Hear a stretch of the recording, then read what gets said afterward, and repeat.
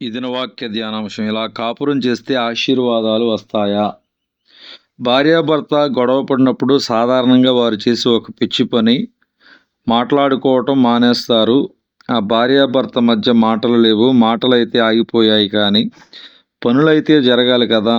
భర్త తనకు కాఫీ త్రాగాలనిపించినప్పుడు మాటలతో చెప్పకుండా నాకు కాఫీ పెట్టు అని ఒక చీటీ రాసి టేబుల్ మీద పెట్టాడట. భార్య వచ్చి ఆ చీటీ చూసి, ఓహో కాఫీ కావాలా, ఇంట్లో కాఫీ పొడి లేదు అని భార్య మరో చీటీ పెట్టిందట. ఇదండి వారి ఇంట్లో ఉన్న మాటలు.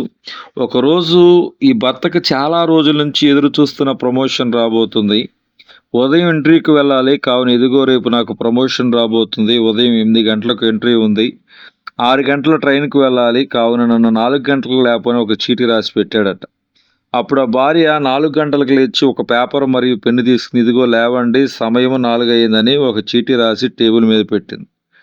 5 గంటలకు 5 అయ్యింది, లేవండి అని ఇంకొక చీటీ పెట్టింది. ఆ భర్త మాత్రం గురకపెట్టి నిద్రపోతున్నాడు. 7 అయింది, లేవలేదు. చివరికి 8 గంటలు లేచాడు. లేచిన వెంటనే టైం చూసుకుంటే 8 అయింది. అయ్యయ్యో, 8 అయిపోయిందా?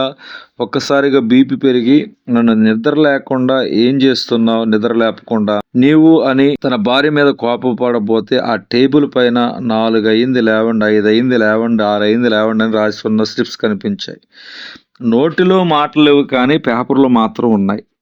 ప్రమోషన్ జీతంలో పెరుగుదల పోయి చివరికి ఏడుపు మిగిలింది. ఇటువంటి కుటుంబం కట్టబడుతుందా? కుటుంబంలో ఎప్పుడైతే భర్త తన భార్యను ప్రేమించాడో, ఎప్పుడైతే భార్య తన భర్తకు లోబడదో, ఆ కుటుంబం కట్టబడదు, కానీ ఈ లోకయాత్రలో కొట్టుకుపోతుంది. ఈరోజు ఎంతోమంది భార్యాభర్తల మధ్య మాటలు లేవు, ఒకే ఇంటిలో ఉంటున్నారు, కానీ అసలు మాట్లాడుకోరు. ఇది జ్ఞానం లేని కుటుంబం. కాబట్టి దేవుని బిడ్డలైన వారులారా, మనమందరము కూడా క్షమా హృదయము కలిగి నడుచుకోవాలి. ప్రతిదానికి కోపతాపాలు పెట్టుకొని మాట్లాడుకోవటం మానేయటం వలన కుటుంబం కట్టబడదు.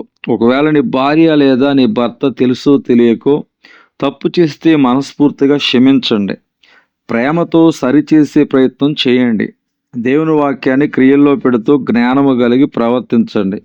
మన గృహం ఒక చిన్న పరలోకం వలె ఉండాలి. స్త్రీలారా, ప్రభువునకు వలె మీ సొంత పురుషులకు లోబడి ఉండుడి. పురుషులారా, మీరును మీ భార్యను ప్రేమించుడి అని ఎఫెసీ పత్రిక 5:2-25 చెప్పబడుతుంది.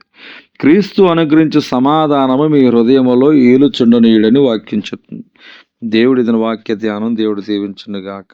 ఆమేన్.